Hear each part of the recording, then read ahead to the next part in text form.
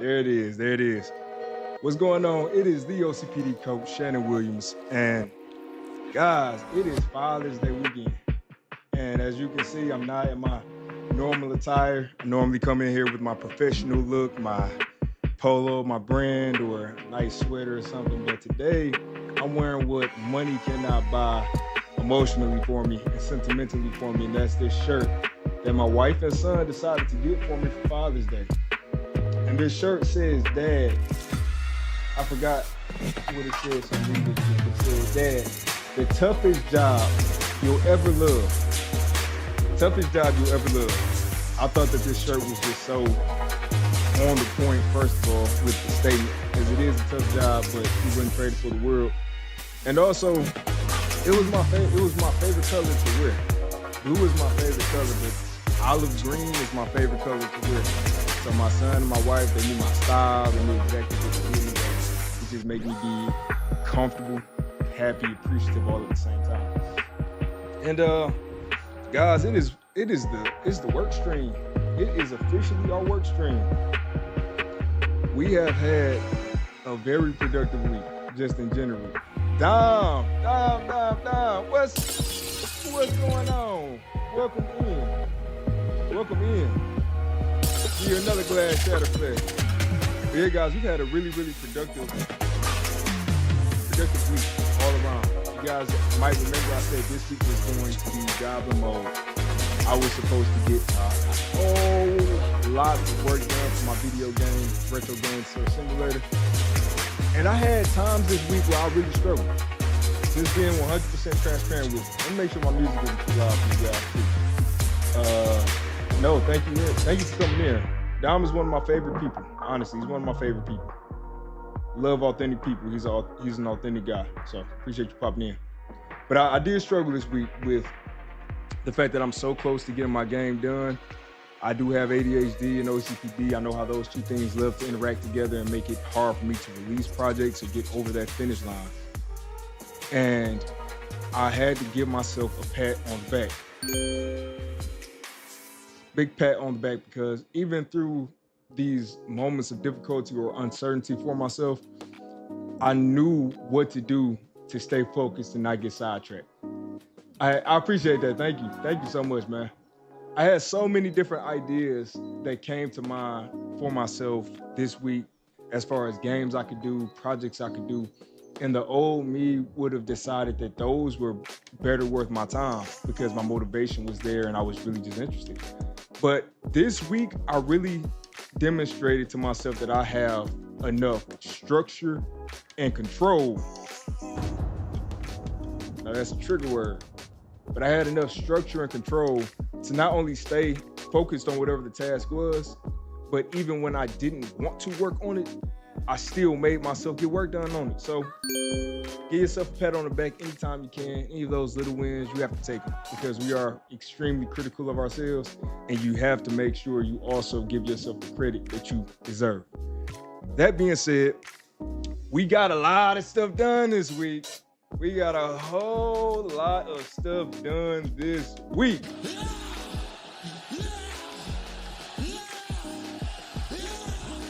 And I honestly am excited for tomorrow, because tomorrow, not only will I be live streaming at, I want to actually sync this up so it sounds better for you guys, but tomorrow I will be live streaming at 1:15 p.m. Eastern time, and we're going to plan out what this next week of work is going to look like.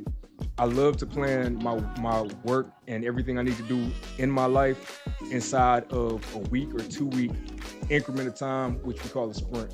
So I'm going to be planning out my next sprint of work, which is all about planning for marketing of my game and testing for my game. So we are, guys, if the finish line was this far away when I started, I'm about this close to running across it. We are this close.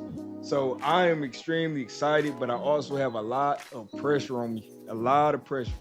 I want to deliver. I want to make the best product I can, the best video game I can.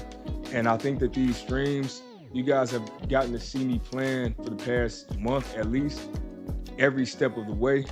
But now you get to see that other side where I have to finish something, We can plan it, we can work on it, but now we have to finish. We have to finish the execution. We have to get the rest of the 10 yards or else we don't get the touchdown. So that's what we're going to be doing tomorrow. And in addition to that, I'm going to be doing a live stream guest appearance where I'm going to be talking about OCPD on one of my buddy's girlfriend's channels. And I'm sad that I don't have the name of the channel here because I would have referenced it.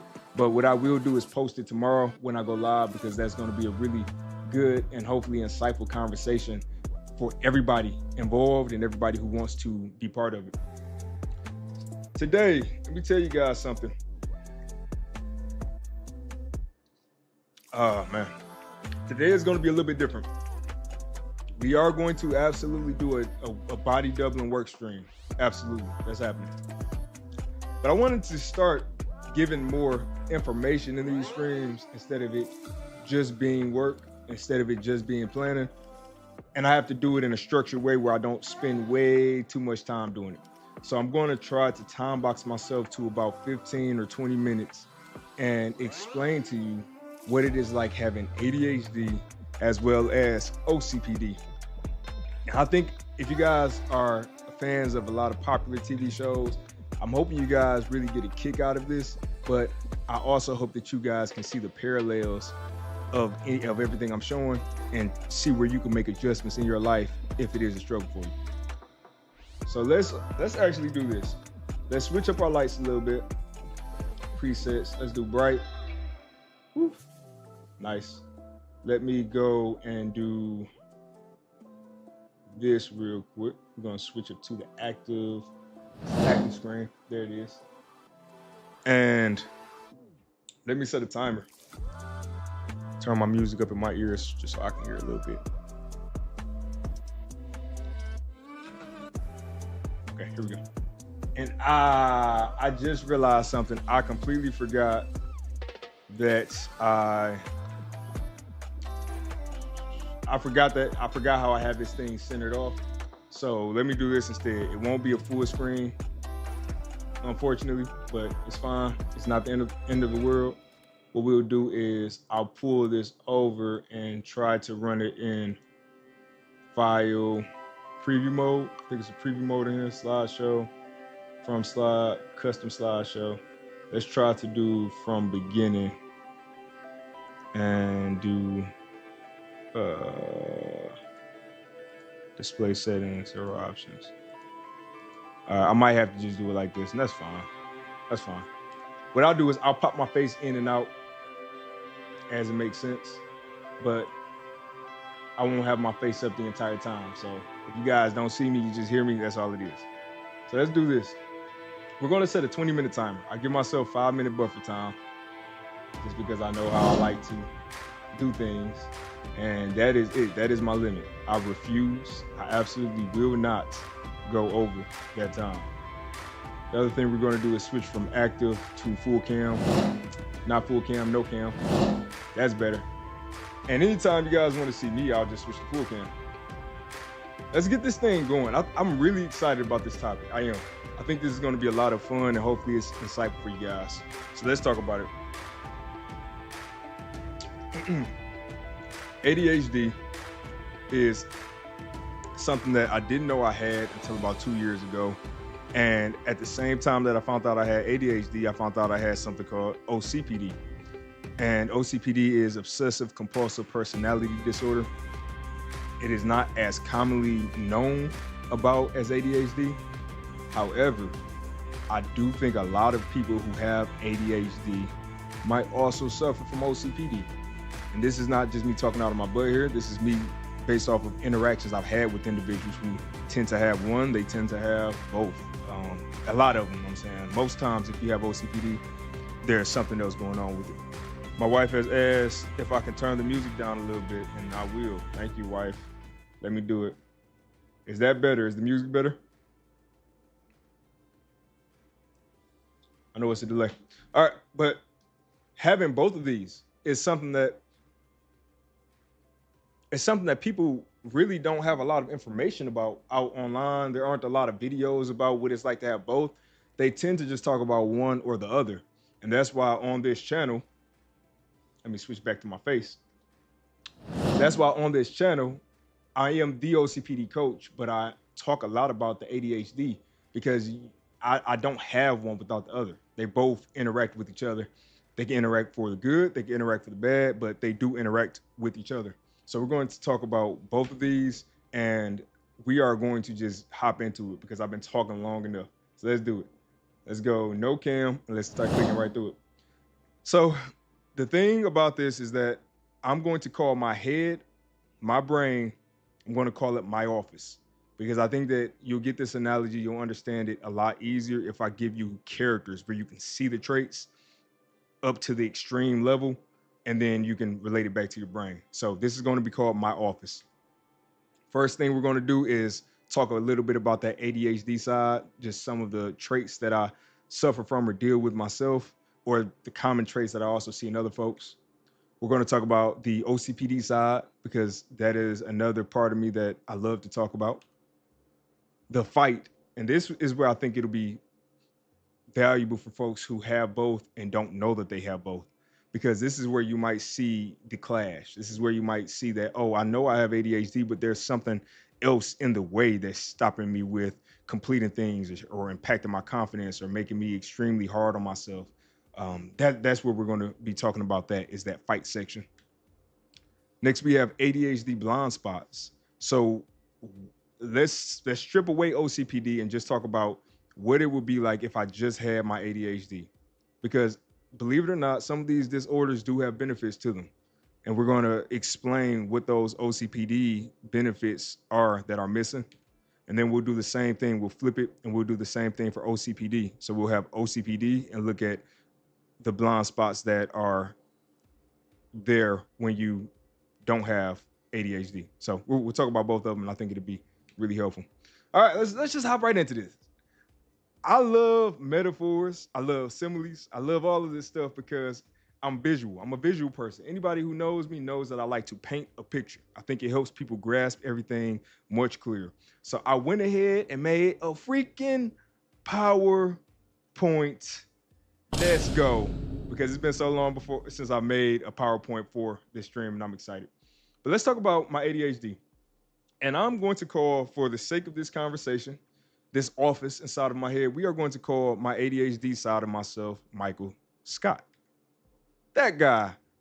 And I love The Office. It was something I didn't even know existed until about 2016, but it was my comfort show.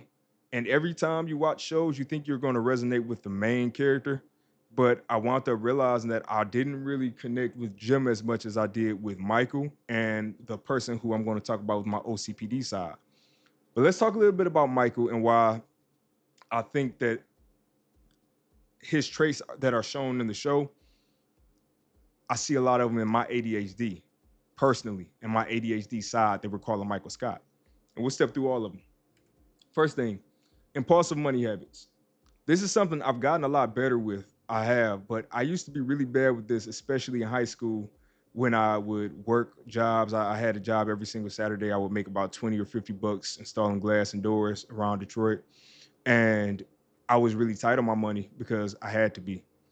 When I went to college, I just blew through all of my money. It was insane. All of my money went to clothes. And when I blew all the money on clothes, I didn't have money for food. So I started working, and all of that money was going to a bunch of different projects where I just threw my hands in a bunch of different things. And my biggest issue was that I would always get so excited about something, I would throw money at it, and then I would not finish whatever the task was. So I had money tied up in a bunch of different places and got no results from it. So I was really impulsive with my money. Let's move on. So I use Michael Scott, the character, to just bring up some of these traits. But Michael has this memory system that he uses to help with associating somebody's name with something characteristic about that person. And I don't do that specifically, but what I do have with my memory is I have more of a photographic memory. I can see a face or I can see something one time and I can remember it for as long as it takes. So I have a lot of weird photographic memories from when I was a little child where I can literally draw a room that I used to be in at 5 or 6 years old, and it's baked in my head. So I think that interaction with memory and doing whatever you can to remember things, I definitely see that correlation there. Next, So with Michael, he was constantly talking and often derailed conversations and meetings. And I definitely talk a lot.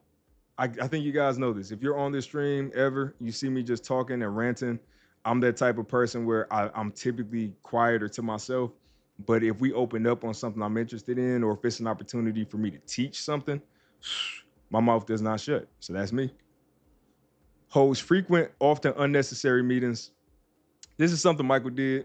I don't know if it was just so he could have the opportunity to talk or just that interaction, but I definitely could see myself always having to have meetings when I was first getting started with gaming. I always wanted to understand where everybody was and what was going on and just wanted to be part of the mix. So that was something I definitely dealt with. Some days he closes big deals, other days he does nothing at all. This hit or miss mentality. And I know I put some days, but in reality, this is moment by moment. Michael, there was an episode where they were at Chili's and he was just being goofy and silly the whole time. It was just over the top, but then he wound up closing the deal at the end of the day. And I remember Jan was shocked because she didn't understand how Michael could lock in like that and get the deal. And I think I have the same thing. I always say I know and I find out enough to get the job done. That's the same type of thing that this is for me. I have those moments where I'm extremely motivated. I'm very productive. And then I have days where I don't do anything for a long time, but I can lock in for 2 hours and get more work done in that time than a normal person might in a lot longer. Frequently loses track of time or is easily tricked into leaving early. So this was something I put was the time blindness element. My ADHD, I've always had time blindness, and this was what gave it away to my therapist because I was talking to her and explaining how I thought I could get something done by a certain time. But I've had this so many times where I thought I could do major projects or big initiatives in a small amount of time. So it was something that I definitely deal with even to this day, and I have to have other folks or use something like Jira to hold me accountable. Let's move on. Quick to adopt new interests. Example I put in here is the magic kit or fall in love suddenly. That was something that Michael did a lot. So Michael would fall in love with somebody. He what Holly, it was basically two conversations in and he was ready to get married to her. So this is something that I think people with ADHD are easily when you get that dopamine, it's almost addictive, but it's so dangerous because you wind up in bad situations or as I said here, quick to adopt new interests just all over the place. And I think for now, let me actually show my face. I think it's better if I show my face and I'm reading it anyways. Why do people with ADHD have a hard time doing tasks? That's a good question. And I answer it at the end of this so I can make sure I get out in this time block, but that's a great question. Next thing, struggles with reading the room or knowing when jokes are inappropriate. I had this. I actually made some jokes that they weren't sexually inappropriate or anything like that, but they were jokes that I thought were just goofy jokes. But then when I thought back, I would get home and I would say, why did I make that joke? That joke didn't even make sense. It was childish or whatever it might be. And so I definitely I've accredited that to my ADHD side because I didn't have that buffer between me thinking it and saying it. It just came right out. Misses small but important things, misspellings, forgotten emails. This is something that the ADHD side of me definitely can do. I can get overwhelmed with a lot of text and miss small details or small little things, but my OCPD side of me actually balances this out. So it'll be interesting to show you how these work together. Cameras is blurring out. That's what she said. Jokes. This is just an impulsive thing. I know with ADHD, one of the traits is having a hard time not interrupting or not just saying stuff as you think about it. And that is something that he clearly does. Even when people are saying, no, don't do it. He just has to do it. Mood swings quickly. Mood swings quickly based on praise or criticism.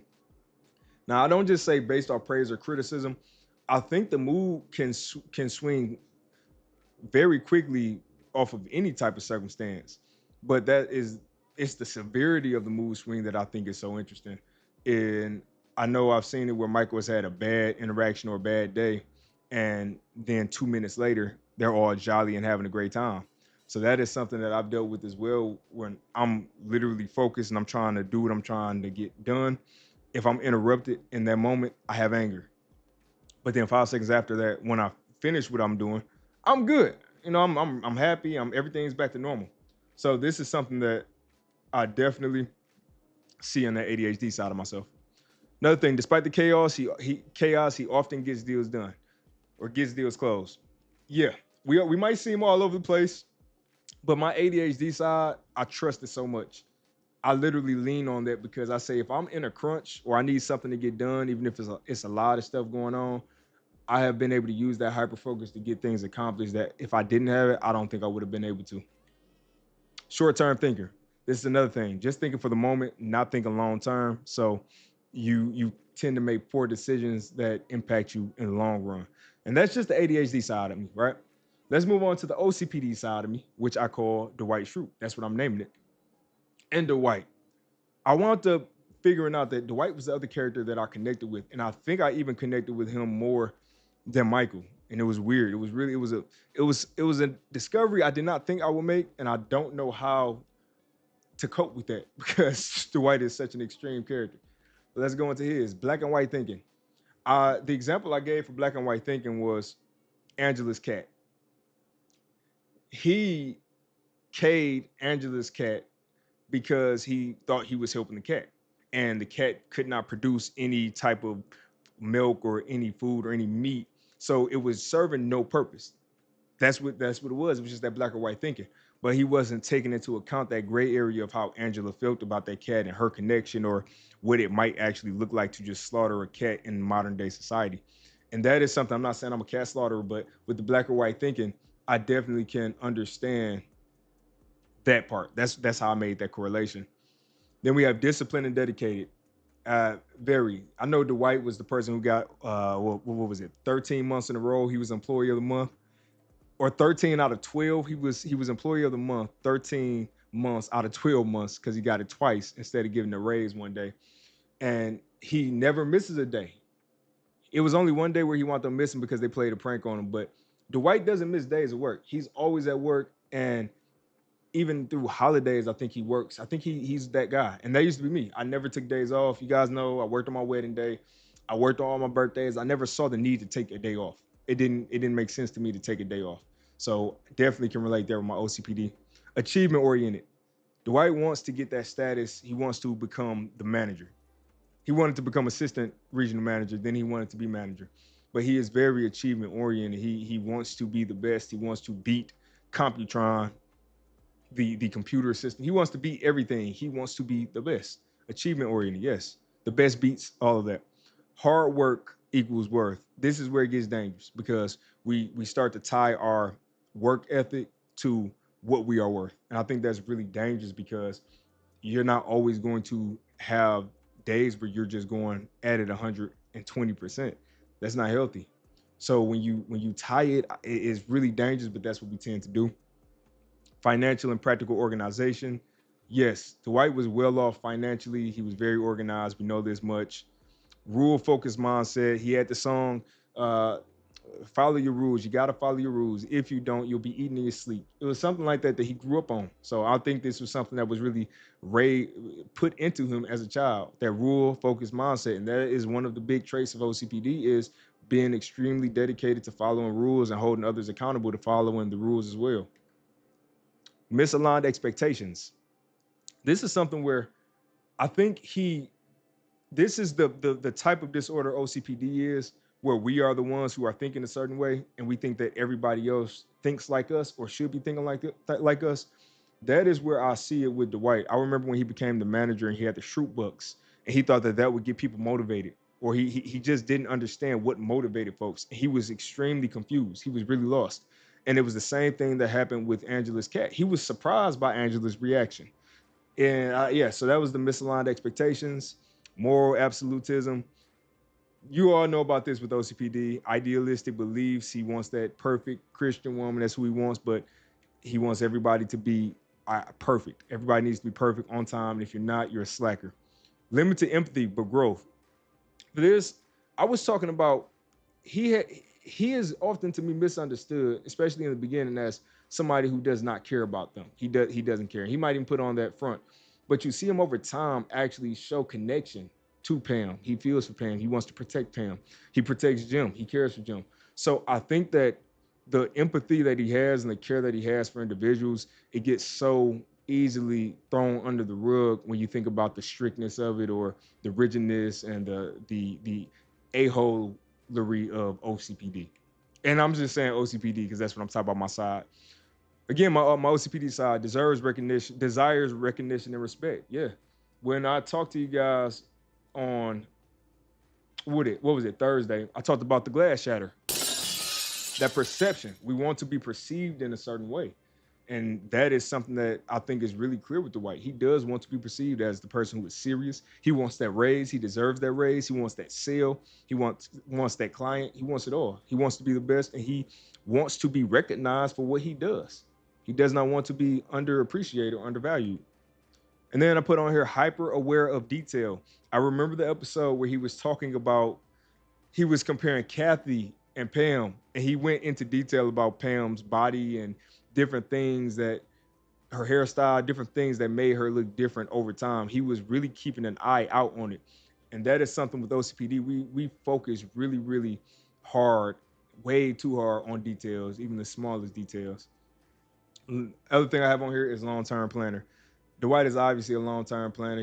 He wants kids, he wants family, he wants business, he wants promotions. He has land, he has the bed and breakfast business. He's somebody who is thinking about the future. And that is the type of mindset that somebody with OCPD has. I know I'm coming in on 2 minutes here, but I think that was my time blindness. That's not the one I wanted. I think that was my time blindness because I don't know how I thought I was going to wrap all of this up in 20 minutes. So what I'll do is I'll give myself this. I'll give myself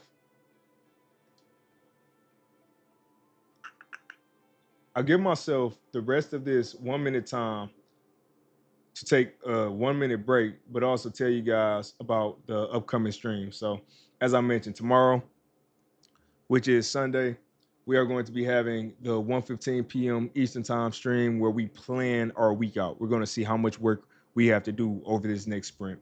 We are going to be live again on Thursday at 4 p.m. Eastern Time. And in that stream, we're going to be talking about what work got done, where we are with the week, what got bumped out, what came in, all of that good stuff. I might even do another topic. And on Saturday, next Saturday at 8:30 p.m. Eastern Time, we do this stream every single Saturday at 8:30 p.m. Eastern Time. I like to work.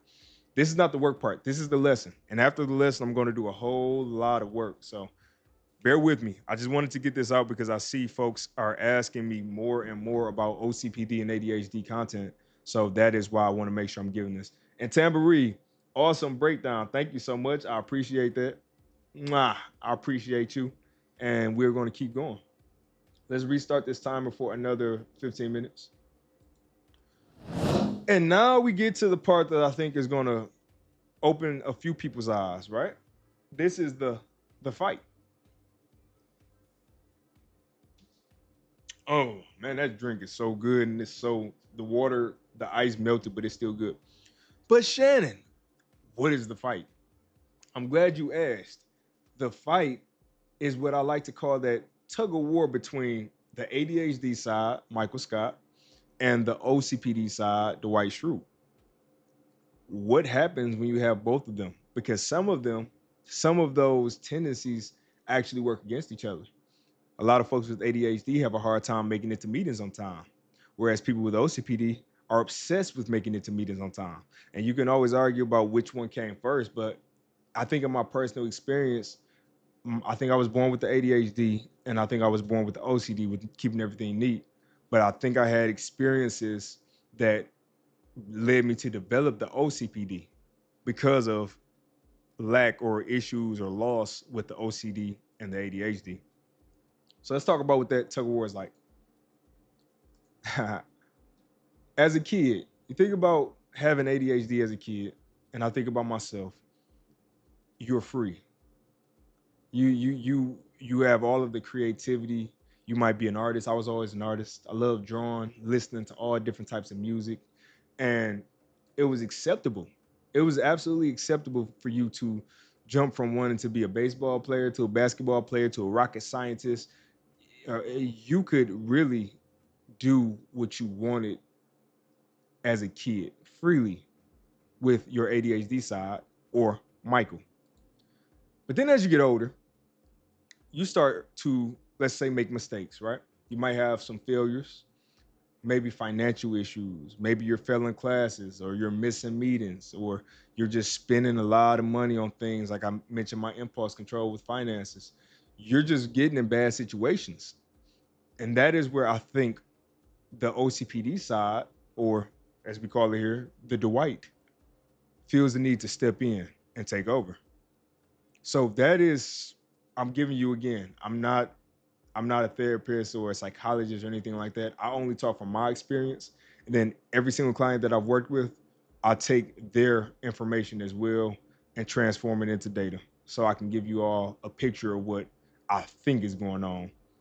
So that is what happens there. And then it just gets worse over time because Dwight documents Michael's consistent failures and uses it as data against Michael.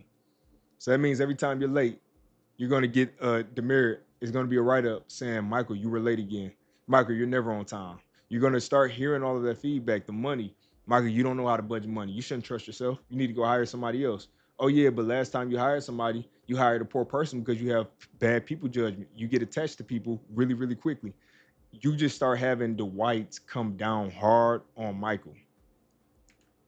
After this, you start to think about other things such as how do you control Michael? This is where the control part of Dwight comes in because with Michael's bad money habits, Dwight doesn't want to be like that. So he becomes frugal. How about we just don't spend any money? I'll drive this old beat up car. It works. It does what it needs to do.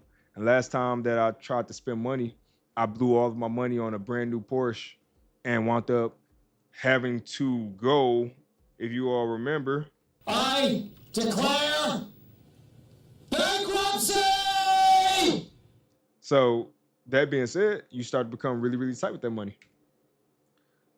And then you have this part where Dwight starts to convince Michael that he is wasting time. And this is where I think it gets really, really, it ties really, really well with the conversations I love to have about progress. Because we start to see Michael stop wanting to spend time with people, stop wanting to have fun. He doesn't have his hobbies that he used to have. He doesn't want to see things through because he has a bad track record that Dwight keeps reminding him of. Dwight keeps saying, hey, remember the last time you went and got a magic kit? You spent 4 months on it, and then you decided that you wanted to make a music video. So then you started doing that and completely left the magic kit, so now it has dust. So you wasted money and you waste time. You're not good at time management. Let me manage the time. And if you let the OCPD side only manage the time, then you're not going to have a lot of time for anything but work and what we consider to be progress. You like that, Tambourine? Next, I put in here pivot guilt, and I'm going to do a whole video on pivot guilt.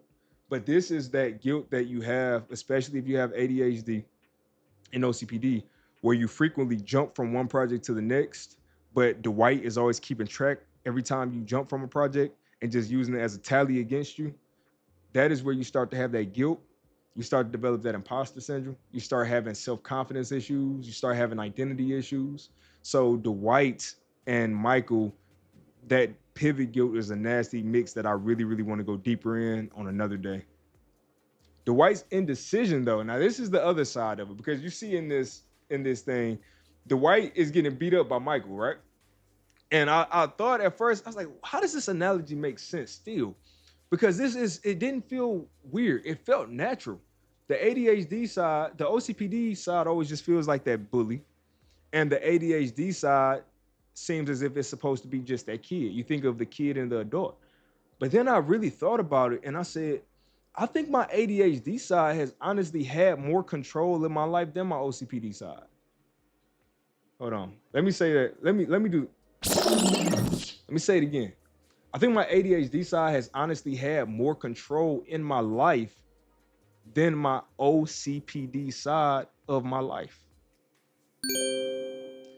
And I'm gonna, I love getting deep, and this is me. This is the OCPD getting too into the details, and then the ADHD, I love to talk. So this is just a bad combination, but you guys get to see me live, unfiltered, unedited. This is real.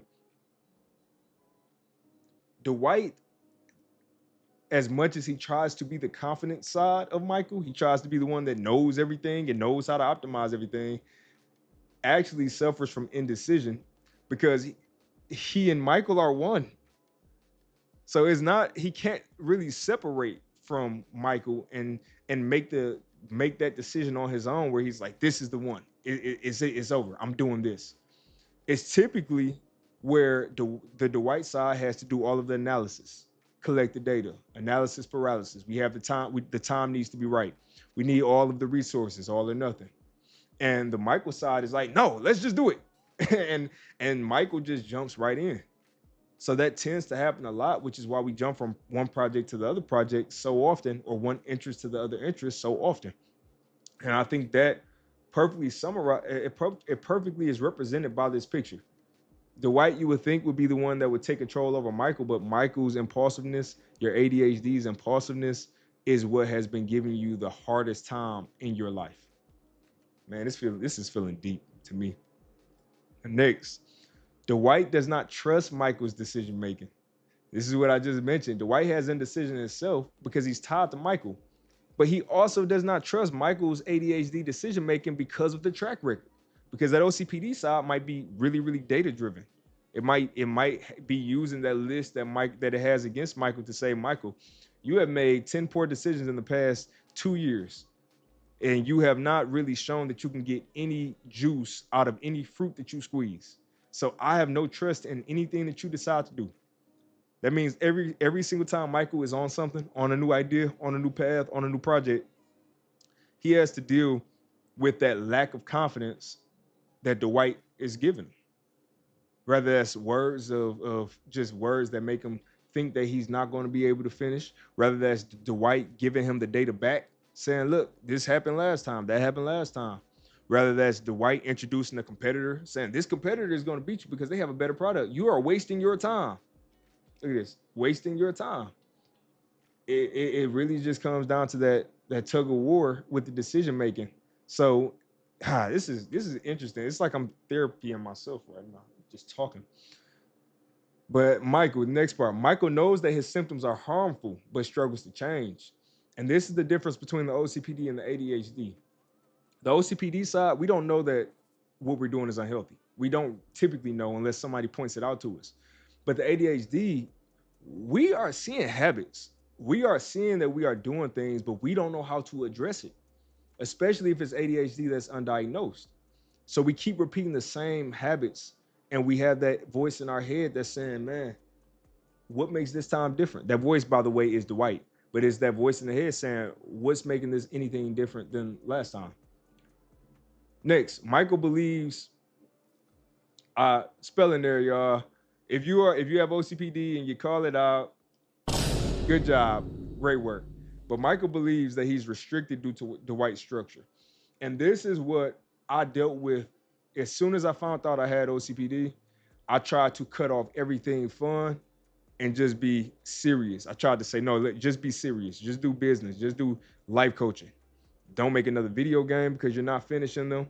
Don't do any art because you're not doing anything with it. Don't play any games, whatever it might be. I said, I'm just going to do the business. I'm going to follow Dwight's plan. And I thought I had it figured out. But after a while, I started to become restricted. As I mentioned here, I was restricted. I was less happy because I didn't have an outlet to let that Michael side out. It was always just Dwight in charge. And that is what happens with a lot of folks, I think, who have ADHD, and you have that part of you being suppressed for whatever reason. You just don't feel free. So I encourage you find a way to let it out. And there are different ways that you can still have that ADHD side come out. I embrace it now. Now that I know I have ADHD, I embrace it. I do everything I can to have fun. I enjoy myself, but I still also make sure I have a balance. Next on here, Dwight believes that Michael doesn't deserve his position. When I talk about the tug of war of who's going to control my brain, my office, Dwight is always looking at Michael, saying to himself, I don't understand how Michael gets to be the one that makes most of your decisions. He's unorganized, never on time, always makes crazy or irrational decisions, is impulsive, will get you in bad situations. Yet I'm the one here that's always on time, never misses a day, extremely organized, know every single detail about everything, and you choose to let Michael run your office. Where is the sense in that? That is what I honestly believe that my OCPD side has been thinking the whole time, which is why I said when I found out, I tried to give the OCPD side control, but it did not work. Let's go into why it doesn't work if you just try to give one side control and completely mute the other side. I think this is going to be really good. What is life if you are just giving in to the ADHD side without Dwight, without that OCPD? So what is Michael without Dwight? You have Andes punching walls inside of your office because there is no structure. Let's talk about it. Michael has a difficult time maintaining structure if Dwight is not there. Dwight was keeping everything structured because everybody saw how Dwight held them to a certain standard. And this is the same thing, excuse me, this is the same thing inside of your head. If you have all of these different things that you're thinking about doing and you just say, skip it, I'm not doing anything OCPD, I'm not doing any structure, I'm not doing anything that makes me get to meetings on time, I'm just going loosey-goosey. I'm going loosey-goosey. If you're going loosey-goosey, then there is a high chance that you're going to have an Andy in your office that is going to punch a hole right in that wall. Next, Michael notices that Dwight is the one that keeps the candy out. I said keeps the candy out here because with the ADHD, with the how wild our thoughts can be, or just all over the place and unorganized we can be, we have that Dwight in the background doing certain things that helps us.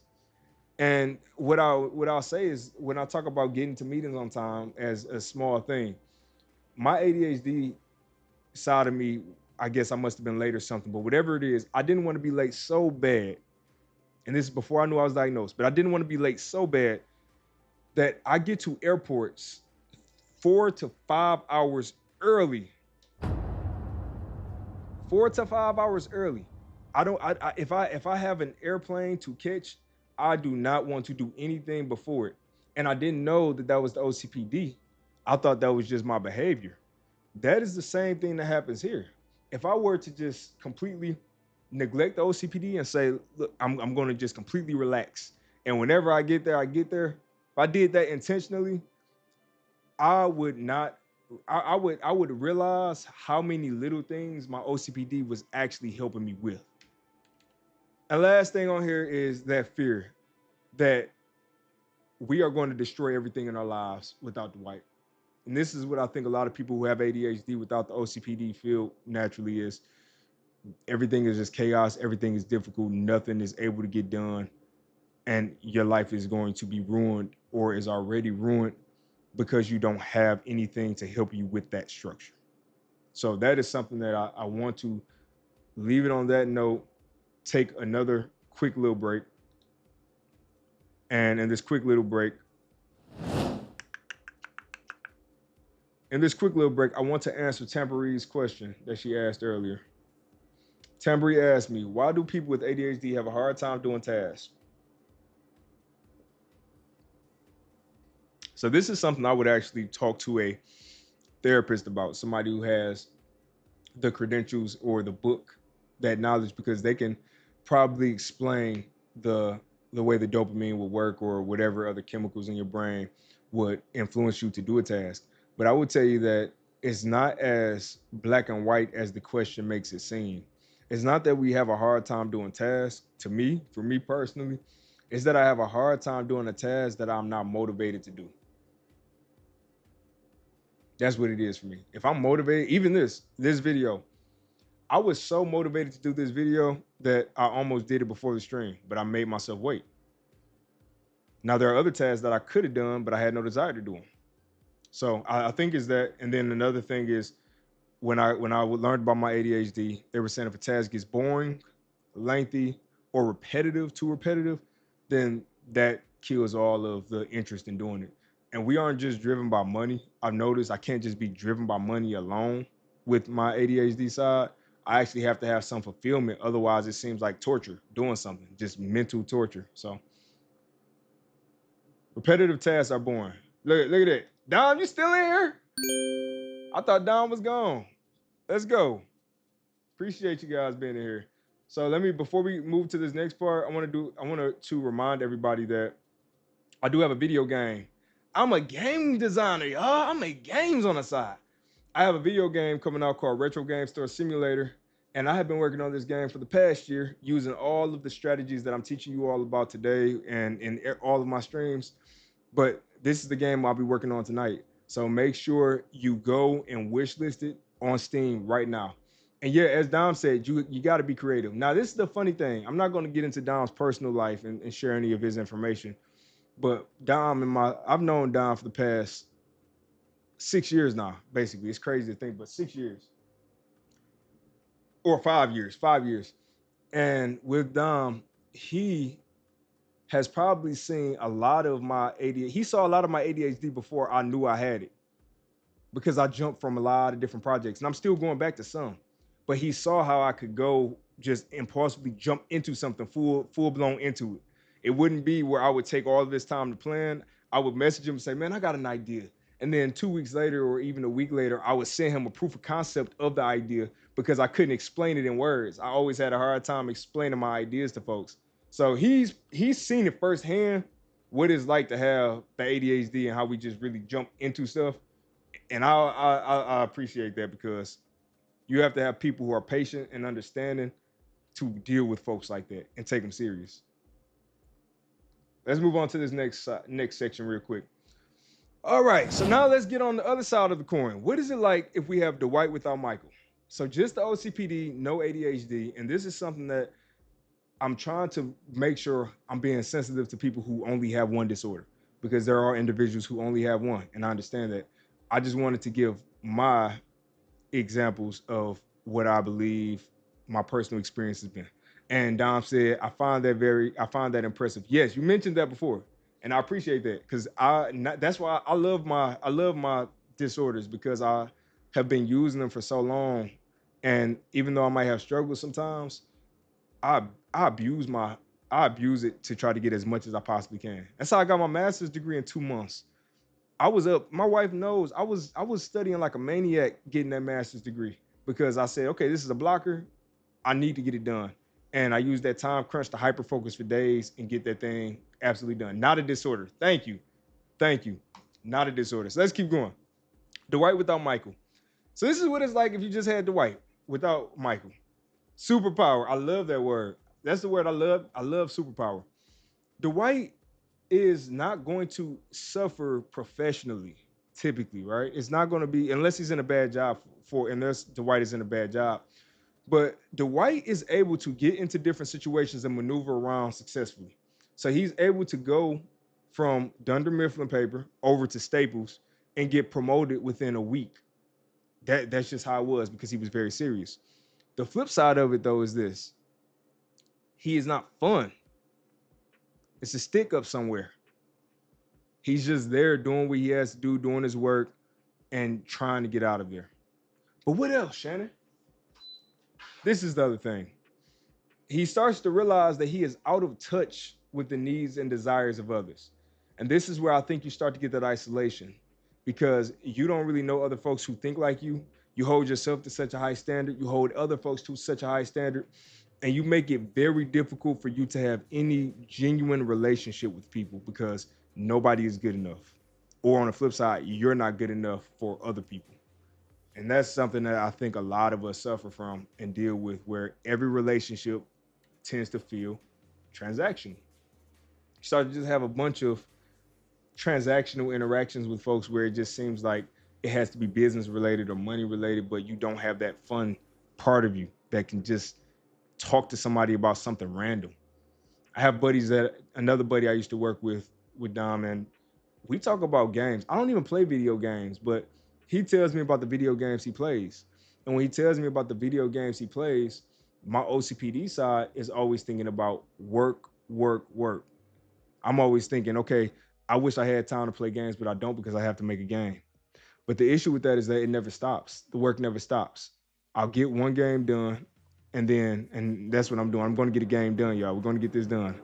But we'll get one game done, and without even taking a break or taking a breath, I've already loaded up the next game. So that work never stops. And when I talk to my buddy and he tells me about how he's able to play the game, I'm starting to get better now with saying, man, that's really healthy that he can do that. And I try my best to find opportunities to give myself mental health breaks also.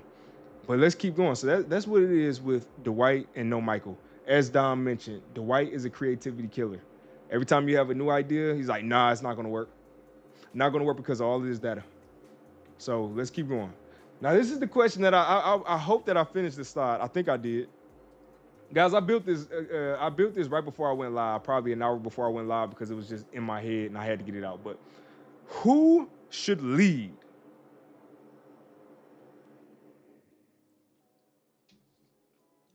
Again, the question is, who should lead? And this is where I think it's going to be fun just comparing the traits real quick. So let's go for it. You have Dwight, the OCPD side, workaholic, no breaks, no vacations, all gas, no breaks, right? Extremely structured and dedicated. So a company's going to love this person. The company is going to love this individual because they're going to work extremely hard. They're going to skip their vacations. They're going to call off. If they do wind up with a day off, they'll come in on their day off still to answer questions and get things resolved. You have somebody who's focused on the results from law and order. So it's a law and order approach. You follow the rules. If you don't follow the rules, you get the consequences. And that, again, companies will love that. The issues come here, though, because he's going to set that bar too high. That you can't maintain that way of thinking and way of life for too long in a healthy way. I don't know how anybody could do it. If you've been able to do it, kudos to you. But that just seems like it will burn you out consistently. And then your attitude and energy towards the work you do is going to go right down, it's going to go right down the drain. So he sets the bar too high, not only for himself, but then also for the people who work for him. Because nobody wants to work for somebody who has this unfair, unrealistic, and undefined expectation of them. That's not a healthy work environment. Next, let's go over to Michael, our ADHD side, the loosey-goosey, fun, just all over the place guy, impulsive. Let's see, what would it be like for him to lead? Oh, look at that. You see, I thought I had another one over here, but fails to motivate. That was the other thing is with OCPD, we have so much structure that we don't really need a lot of motivation. Ooh, that was good. Hold on. With the OCPD, we have so much structure that we don't really need the motivation. And my dog is over there snoring. But when you have this thought process and you have that disconnect where you don't understand how everybody else is thinking about stuff and what motivates other people, you have a hard time getting people motivated. You don't know what to do. And I remember in the episode, Dwight had Schrute bucks, and he's like, yeah, this Schrute buck is worth this real dollar amount. And everybody, if you do one good thing, you get a Schrute buck. And everybody just looked at him with crickets and said, nobody cares about Schrute bucks. Whereas Michael, the way Michael motivated was a little bit differently because he would do things like pizza parties or just having parties randomly, the Dundies, different things that they probably didn't care about, but it still motivated them in a weird way. It was a subconscious motivation. I think it's really interesting to see that difference. Haha, why do you think I hired you? See what I'm talking about? I'm telling you, Dom is my guy because he keeps it real. And I've had real conversations with him about my work ethic, all of this stuff. But I think he saw me reach out to him. I reached out on a Saturday. It was a day off. And I wanted to make sure I secured a career. And I reached out after watching Pursuit of Happiness, found his job posting, reached out to him, sent him a Slack message. Oh, I went through the recruiter and all of that stuff. But I literally went into detail about the job posting in every single category that I met or didn't meet, as well as if it was experienced professionally or personally. It was a lot. And we were able to work together for a long time. We balanced, we had a good mesh. So when I talk about this stuff, I think this is really important when we talk about leadership, because it is really hard for somebody like OCPD to lead a team and lead a team successfully. Self-motivated people are what you want on a team. Absolutely. Absolutely. Actually, no, let me give you the other one. Self-motivated people are what you want on a team. Absolutely. And with Michael, I'm going back to Michael just so I can make sure I wrap this one up. He's very loose and hands off. And this kind of how Don was. Don was he didn't micromanage you. He let you do what you needed to do. We had the right people in place, project manager and everything to make sure everything was in line. But what it showed was trust. Dwight's type of leadership, which is what we suffer from, is a failure to delegate, does not show trust. It doesn't show trust in your employees, trust in your process. It just does not show trust. So that is not conducive to a healthy work environment or a sustainable work environment where people will want to stay there with you. One thing that I saw Michael do, and he had his moments, but for the most part, Michael had trust in his folks. He had trust. You seen it when there was the Dunder Mifflin commercial.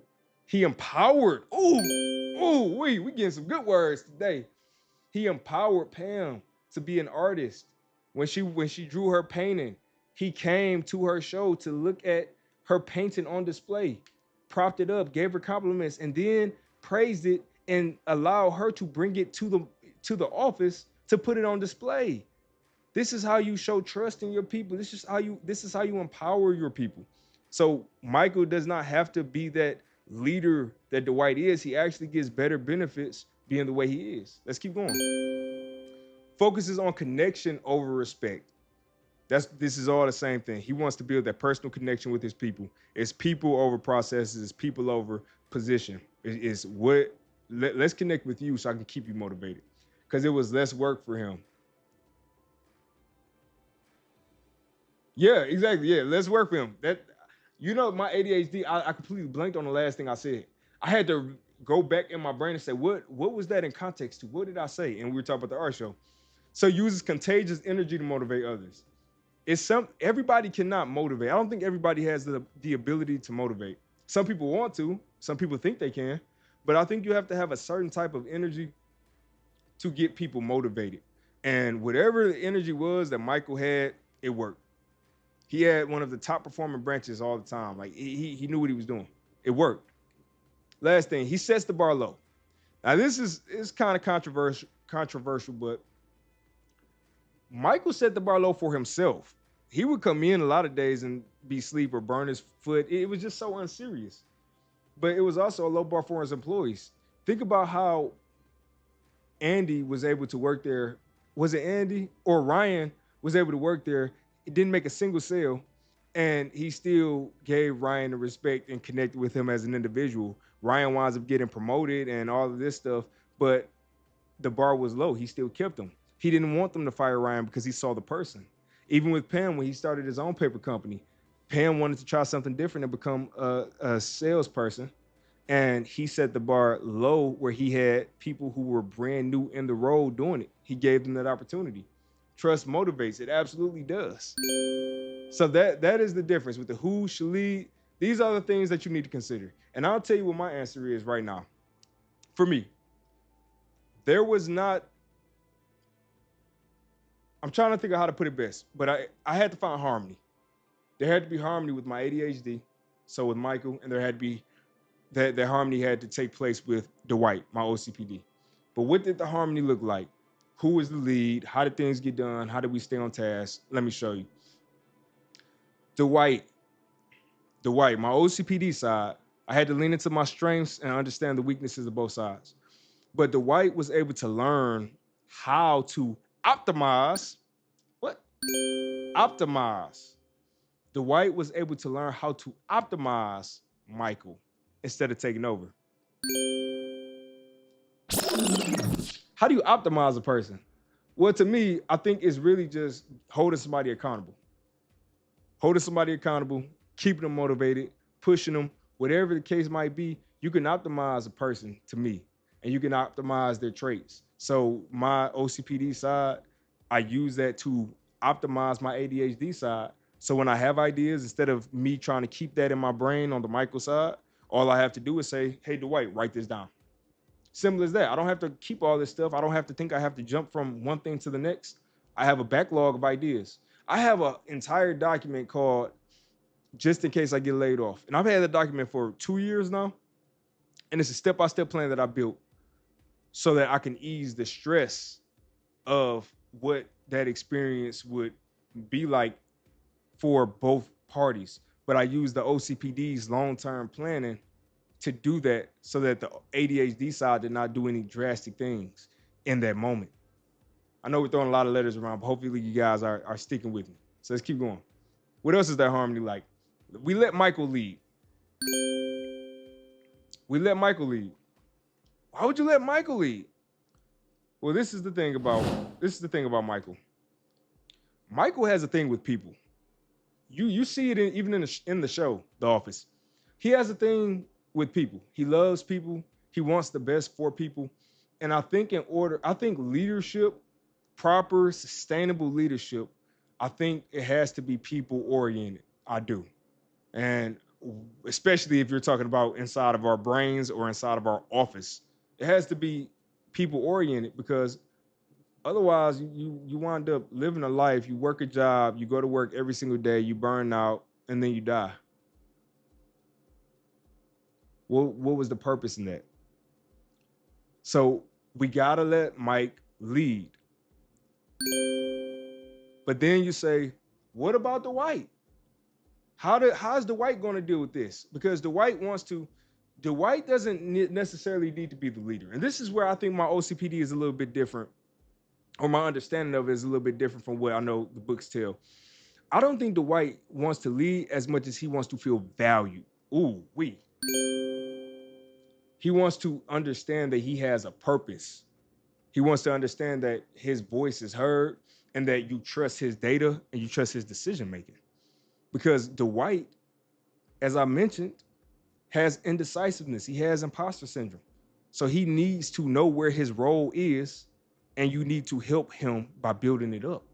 So what you do when you're a Michael is you put your Dwight in a place where Dwight can thrive, where Dwight can make the changes that need to be made or enforce whatever needs to be enforced. So that is where I found that balance. My OCPD, I use it for planning, for optimizing my life. Instead of me having everything just all over the place or trying to remember everything in my head, I invested in an Amazon Alexa so I could talk to my son anytime I need to, but also I can tell it to remind me about meetings. I hooked it up to my Google Calendar, which I'd never done. I use my Google Calendar now. I set up meetings on my Google Calendar so that I know when I need to block time off. I use Jira. You guys know I'm a strong advocate for a tool, and my tool is Jira, and I've been using it for years, and it's worked for me. I hold myself accountable. I hold the ADHD side accountable by rewarding it. I say, cool, I know you want to work on this, but how about you reward yourself and you wait to work on this until you get this thing done? Or you put 10% of your time into this, and the other 90% has to be dedicated to the other thing you committed to. I use Dwight to enforce everything that needs to be enforced to help Michael have an optimized life and an optimized experience. Keep going. Dwight congratulates Michael on small successes. And this is vice versa.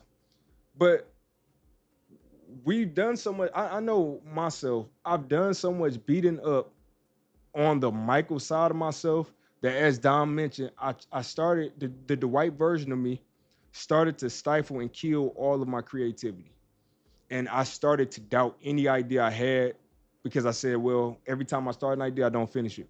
Or what makes this idea different than another idea that's out there? That was the OCPD side. That was Dwight. He was stopping that creativity. He was limiting me. So now, instead of limiting me or tearing me down or holding that notebook and wagging the finger, Dwight can come and say, hey, I know that you have a hard time staying focused, but you actually did an amazing job, Michael, with staying on task and getting half of the work that you got done complete. Yeah, my wife told me my words are cut off on the screen, and I'm aware of that. But I think it's more valuable to see my face, and I'm reading everything out, so it's fine. Thank you though. Thanks for letting me know. In psychology, Dwight is called executive function, right? And Michael is what, the executive dysfunction? Is that side? Because now we're getting technical. I'm not the technical guy. I normally don't throw out the terms because I don't want to throw things off and make people confused. But Dom knows what he's talking about. And yeah, so we congratulate this side. We congratulate our side that on Dwight needs to congratulate Michael on the small successes to build that confidence and make sure that creativity is not killed. Let's keep going. Dwight learns to loosen himself up a little bit. This was something that I was so serious all the time. I was so stressed and anxious. And I remember I had a conversation with Dom one day about job security. And when I had that conversation with Dom, he told me, he said, job security is not real. And when he said that, I never forget conversations. When he told me that, it changed my whole perspective on what I could control and what was out of my control. And that was part of what made me start loosening up. Oh yeah, you should show her this and see what she thinks, because I would love to know what her opinion is about this combination. But what it definitely did was it changed me in a way where I stopped looking at things as if everything was in my control, and it forced me to loosen up a little bit. So when I found out I had OCPD, I started loosening up a lot more because I realized that I was not thinking in a way that was healthy. I wasn't. So I started playing more with my son, just having more time, made sure I dedicated time to spend with my family, with my wife. I made sure that I was not always project to project, that I did go. And if we went to a hotel, I was intentional about spending time with them instead of just thinking about work or whatever it might be. I started to force myself to loosen up. Bro, I can tell you now. Okay, let me know now. And that is what Dwight has to do. How do you loosen up though? This is the thing. Anybody can say loosen up, but how do we shatter that glass? And I'll tell you, this is what I would recommend. Start making intentional typos. This is the craziest thing. I know people are looking like, this is what? You will be surprised how quickly we can catch typos and how quick we are to automatically fix our typos. I'm talking about OCPD right now, not the ADHD side. But the OCPD, we are so detail oriented. We want to fix every typo. We want everything to be perfect and optimized. Start forcing yourself to make typos every once in a while. And that is such a small thing that I think that's enough challenge for you to get started. It seems like it's super easy, but it's not. I'm telling you, you don't want people to perceive you as being an idiot or uneducated. You want to be perceived as serious or perfect, whatever it might be. Try it. I'm telling you, try it out. And then the second part is start seeing other people's errors. You can record them if you want, take pictures or whatever, but keep it for yourself and do not say anything about it. Woo! I'm speaking voodoo right now. This is something I had to start doing because I was the person who always had to correct everything and everybody. If I saw an error, I had to let somebody know. I remember when I first started working at the company I'm at, and they sent out a PowerPoint. They sent the PowerPoint out to all of the interns, and I saw that there was an error in the PowerPoint. And in the type of person I am, I couldn't just let it slide. I had to let them know that I found the error. So I emailed them and let them know. Why? What was I going to get out of that? What was I expecting? A pat on the back, a raise, a promotion, what was it? I don't know. I don't think it was anything that I was really aware of. I just had to let them know. If you walk past a crooked picture in the hallway at somebody else's company, can you walk past it without feeling the need to tell them that they need to fix it? Or without it just irking you so much that you go and try to fix it yourself? That's why I'm saying these are challenges they seem so small, but take it from somebody who has OCPD and ADHD. The more you do these things, the easier it's going to be for you to do those bigger things to help you loosen up. All right? Keep going. Look up. Oh yeah, you told me about that. And we had a conversation. I have to look that up again. But this part, because it was the isolated things and yeah. This is exactly it. Oh yeah, this is awesome. This is exactly in that line of thinking. Dwight does consistent check-ins to keep Michael focused. This just goes back to the optimizing and enforcing structure for Michael. Keep checking in on Michael to make sure things are on track. Just don't overwhelm him. Don't make them feel bad. Keep them motivated, but give them that freedom. It's a balance. You have to strike the balance. And I think you guys get to see me do this when I do my Sunday reviews. I have the review where I go over all the work I did, talk about the things that were finished. Every single time I got something done, I patted myself on the back. But then I do a retro where I look at all of the work I got done. I mean, I look at the week and I say, what could I have done better? What can I give myself credit for? And what action items can I try to do going forward? So that is, yeah, oh yeah, I'm doing it right now. Ah, look at that. Got to give myself a pat for that. I love it. And happy Father's Day to you if we don't talk before tomorrow. But yeah, you have to do these constant check-ins because otherwise, Michael won't feel the need to stay structured. It's holding yourself accountable. You can use Dwight to hold Michael accountable. Keep going. Michael learns that motivation is temporary and easily swayable. Michael needs to understand that motivation to jump to one project is going to be temporary. He can't keep jumping from project to project to project. And this is where I think Dwight comes in and says, Michael, you have an idea. Before you do anything related to that idea, write information about as much information as you can about the idea and store it. Just put it away and tell yourself next week, if you have time, you'll take a look at it. That helped me so much. I use Confluence, which is one of Jira's Atlassian's tools. And I have so many ideas where I was so passionate. Thank you. I was so passionate about the ideas. I would wake up in the morning, get in the shower, and ideas just start flowing. And I go and tell my wife, I got a new idea.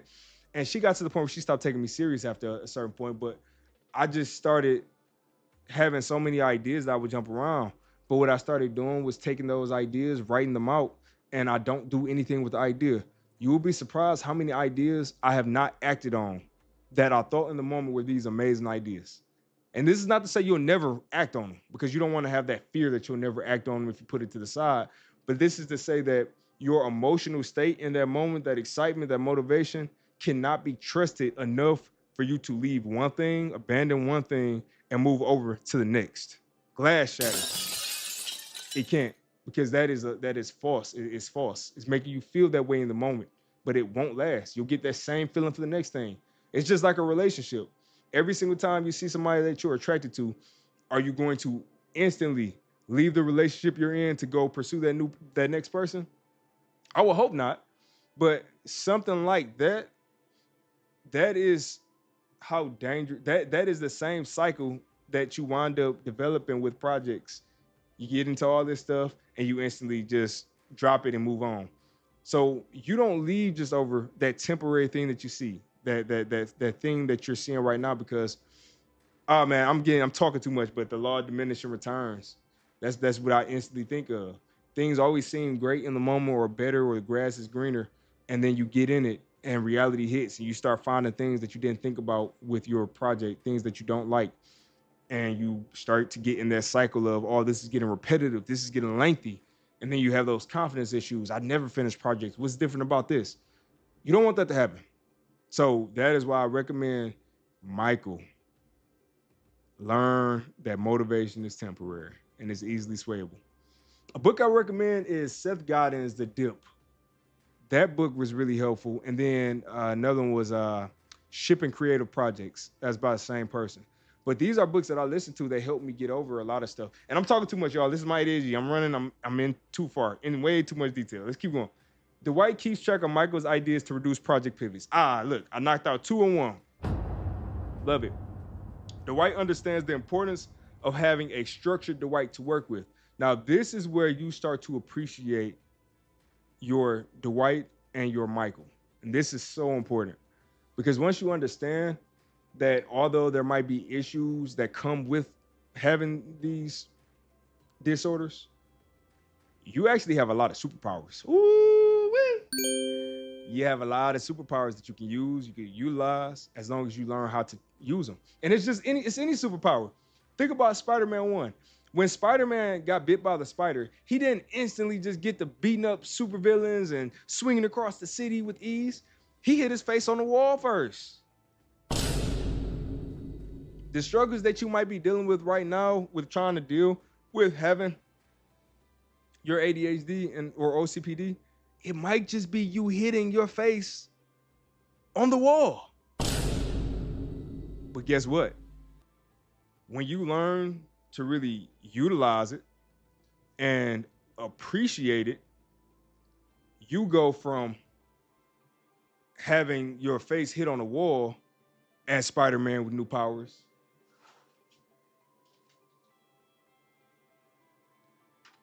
to being able to take out the Green Goblin. And that is where I think it gets really fun. That is the moment that I'm at right now. I know myself so much that I'm actually confident that I can highlight the strengths of my OCPD and ADHD on a job resume or to sell to a client and get the client or get the sale or get the job. I am. Because the traits that I have, there are so many positives that the ordinary person might not have. We just have to spend more time reeling it in or dealing with our thoughts. But it's so many potential positives, especially if you learn how to use the organization skills of the OCPD without over organizing yourself. And then the ability to figure crap out of the ADHD, you can solve just about anything. Oh man, I know that was a deep one. I'm not gonna say I don't know. It depends on your confidence level and all of that stuff. But me personally, I have this crazy amount of confidence that every single time I run into a bug in my game, I know it'll get resolved somehow, or even at work. If I run into something I don't know how to do, I have this new confidence where I say my strength is in me being a problem solver, outside of the box problem solver. So as long as I can get to the point where I can start replicating the issue, I'm sure I can get to the point where I can start working on the fix or the solution for said issue. And we're gonna keep going real quick. Or that dude who's got to wear sunglasses all the time. Cyclops. My son, that's one of my son's favorite superheroes. But Cyclops, yeah, as Dom said, or you become the dude who's got to wear the glasses all the time. Sunglasses dude who shoots the energy out of his eyes. Cyclops, that's true. Because Cyclops, if he doesn't have his glasses on, he's all over the place. He's dangerous. But when he puts those glasses on and can focus, now he knows when to take them off. That's what it is. It's just like that. I just know it's been a stigma. It's such a stigma associated with them. And I think there is a lack of deep understanding of what's really going on. So I have really spent a lot of time understanding myself, looking at my practice, looking at my patterns and different things like that. And I hope that this information helps you. If you do come across this, I hope it helps you. Because it seems like every single time I talk about OCPD, I get another person who's like, holy crap, I've been dealing with that and never knew, which is crazy. So let's keep going. You're welcome. Michael and Dwight both understand that there will be struggles along the way. Yes. And this is the thing that I want to make sure is understood most. With OCPD, we always use the word perfection. And I don't like that word perfection alone. I always bring it back to hyper efficiency. How can we get everything the most optimized, get everything the most efficient? That means that we do not want to have anything in our way. We don't want to have any road bumps. Anything that will make it difficult for us to get to the destination seems as if it is the end of the world. And I understand that. I'm being 100% transparent with you guys. I know this because I dealt with it. But life is a highway. You got to ride it all night long, right? Highways have potholes.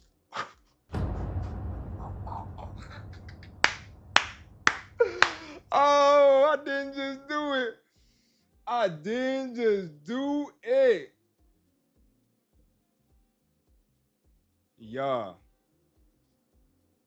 I got you down. I'm gonna do that in a second because that's a really good one. Let me explain. Hold on.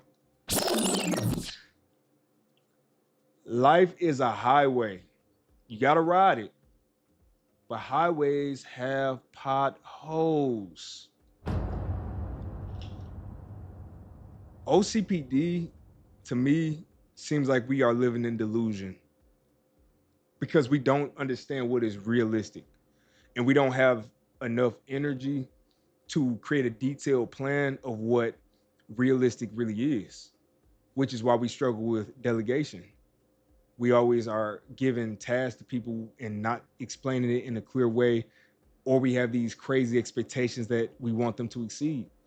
And we do the same issue. I always try to relate this because I don't think it's related enough how closely tied delegation issues with OCPD are to how we manage our own lives and the confidence issues or imposter syndrome that you might deal with. Think about that. We can't delegate to others because we don't even know how to delegate to ourselves. So, with that being said, when I talk about the delusion that we deal with, we have to start breaking that glass. We have to understand that life is going to have struggles. We are going to have potholes inside of our highway that we're riding. But that does not mean that life is not worth living.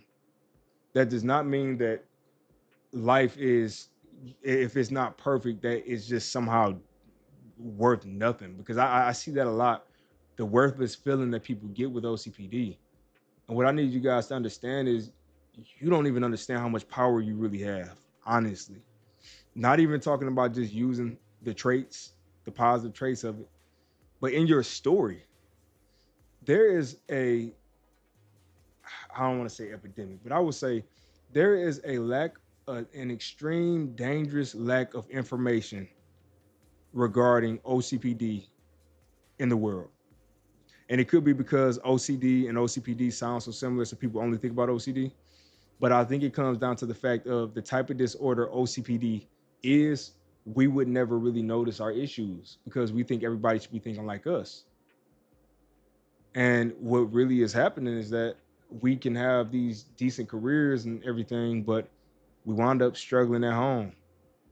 You struggle in marriage. Your expectations are too high for your spouse. You never feel fulfilled because your expectations for yourself are impossible to reach. You're extremely hard on your kids to the point where you push your kids away because you just have these rules and structures that have to be followed to a T with no room for flexibility. You don't wind up getting the things that you really desire to do because we all have something that we want to do, but the things that you really desire to do in your life for fun, you don't even let that part get to breathe. You don't even let, if you have a Michael doesn't even get to get any oxygen. So with that being the case, I want anybody with OCPD to, first of all, understand that you do have strength in your traits, but also your story. If you can share your story in any capacity, you will help somebody. And this is coming from my experience. You can help somebody because people don't know about it. They don't. I learned about it by accident. So I hope that helps somebody. Yeah, Dom, you micromanage. That's it. You micromanage, and you do a poor job micromanaging. That's the other thing. Micromanagement in itself is annoying, right? That sucks to get micromanaged. But imagine that you are being micromanaged by SpongeBob SquarePants. Meaning, I'm saying this in a way not to say that we're loosey like all over the place, but I'm saying that to say that we don't really even know what we're asking for. So we're trying to continuously tell somebody to do something, and we gotta keep switching the ingredients and keep doing all of this because we don't even know what we're asking for. Which is why, hold on one second. This is a good plug. I'm gonna show you guys something real quick. And this is all tied. My OCPD was really trying to be strict on time and everything with this, but this is where I say you gotta loosen up a little bit. It's okay. Because I think this information is much more valuable to you guys. And I want you all to really take this in. So check this out. If you know me, you know I like to run my life as if my life is a business. That is what I like to do. And I have inside of here what I call the expectation manager. This is something, believe it or not, that I've had married couples fill out. I've had people fill out for themselves who have OCPD. And it has helped them so much with understanding what the requirements are in their head and then what the things that are nice to have are. And I give the same analogy every single time about cleaning the kitchen. Somebody with OCPD asks somebody who doesn't have OCPD to clean the kitchen. The person who doesn't have OCPD says cleaning the kitchen. I'll wash the dishes, wipe the stove off, and make sure all of the trash is thrown away. But the person who has OCPD, that person who has OCPD, their definition of must-haves includes washing the dishes, drying the dishes. That feels so weird to say. Mopping the floor, sweeping the floor, dusting off all of the blinds, cleaning out the entire refrigerator, scraping out the entire stove, wiping down the microwave, wiping out the microwave. You have all of these expectations. And what winds up happening is this. The person with OCPD has it all in their head. So even if you were to do 9 out of the 10, because they didn't do a full analysis of what was actually required, they're going to see that as a failure. They're only going to focus on what was not done. So that is really dangerous when it comes down to people in marriages. And I've seen this firsthand. Like I hope you guys are understanding what I'm saying. This is something that people are actually dealing with in real life. Somebody would say, can you please hang my clothes up? Some of the husbands, let's say, has OCPD. Babe, I love when you wash my clothes. Can you please hang my clothes up in a certain way? Because it's optimized this way for me. If I go and flow, it'll make it easy for me to do everything else I need to do. But the wife might not be hearing it or might not understand how serious of an issue it is. And then you start having resentment in the relationship. And I'm getting deep. We can talk about all this another day, but just make sure if you guys want to know more about this form, you can go and get that form on theocpdcoach.com/resources. It is free. You can download it. You can use it. Yeah, there is no good way to micromanage. I agree. So let's keep going. I'm wrapping this up, y'all. I'm wrapping it up. Next thing, allow Michael's impulsivity to make Dwight publish and release. Now, this is where you get to start flipping some of the things that were issues. You get to start making them positive. And this is really fun because that analysis paralysis of Dwight is going to hold projects at a standstill. When it's time to ship it, nope.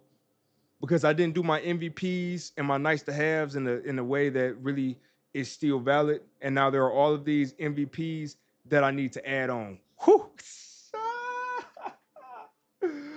Hold on. Yeah, coach, you're doing an amazing job. Thank you so much. Thank you. I appreciate that. I really do. And what I had to do, guys, I'm gonna tell you this. I had to create myself a document called a positive feedback log because I never received compliments. I never believed anybody's compliment when they gave it to me, ever. It could be a performance review. It could be from family. It could be from anybody. I didn't believe it. I thought people were just blowing smoke. So I started keeping a document where I kept track of every single positive comment that people made, and that is also on the site. I'll tell you that. That's also on the site. Same place. It's called Positive Feedback Log. But no, think about this. If Dwight will keep pushing the goalposts to try to get to perfection, and perfection is unattainable. So this is where you get to use Michael's impulsivity to say, okay, one day randomly, we'll do everything we can to build up, and randomly I'm just gonna hit the button. One day I just need to hit the button. One day I'm spending all of this time cleaning up because I'm having executive dysfunction and don't have the energy to do this thing. So maybe I'll just push it. Maybe what happens if I release it? What is the worst that really happens, right? With the OCPD, Dwight is going to put way too much weight into everything. Way too much weight. If we don't push this at the exact right time, the exact right day, the exact right way, with the exact right text, this thing is going to flop. You're going to lose your house. You're going to want to just do all these crazy things, and all of your life is going to be meaningless. You'll be looked at as a failure. Glass shatter. That's not the case. Typically, that's not the case. I do have experience releasing projects. I've released books, even though they didn't do crazy numbers because I didn't market myself. I've released games which were actually done. They actually did really well rated. They brought in enough money to get me by. And I've released stuff for big companies, NCAA, Barry Sanders, NFL. I've done some stuff for Marvel. And every single time we released it, there's not a single day that we released something and I told myself that thing was perfect. Not one. And I'm talking about we had millions of dollars put behind certain stuff. We've had teams. working on it for an extremely long time. Not a single time did I think it was ready. But I'll tell you this, the numbers always prove that the thing was ready. It was ready. And this is where you start. I have a whole nother conversation, but when I talk about somebody with OCPD, our 100% is somebody else's 120%. So to operate in a healthy way, you have to start pulling back your energy to an 80%. And then you'll have much healthier results. Pull your expectations back 80%. Instead of expecting everything, expect 80%. Be happy, count that as a win. We want everything to be A+, A++. And you can get by with the B- sometimes. You can. I know that probably hurt somebody, but you can. But last thing, Dwight and Michael gained empathy for each other. It was good enough. There it is, good enough. Good enough. That's such a powerful statement. Dwight and Michael gain empathy for each other and appreciate the strengths in each other. That is the biggest thing. We want to understand how we can love ourselves. And Dwight and Michael, they can coexist in harmony. It just takes a little bit of effort. We have to reevaluate our priorities, reevaluate our processes, and we also have to realign our thinking. And this is where I always love to tell you guys about progress. My goal as the OCPD coach is to help you build a healthier relationship with progress. That's for people who have OCPD and ADHD, because sometimes we overwork and we just don't think we're making enough progress. Or even in our family lives, we think if we spend time with our family, that's a waste of our time. Or you might not get enough done to yourself. So I always love to preach to you guys that progress is important. And that is why, let me switch this real quick.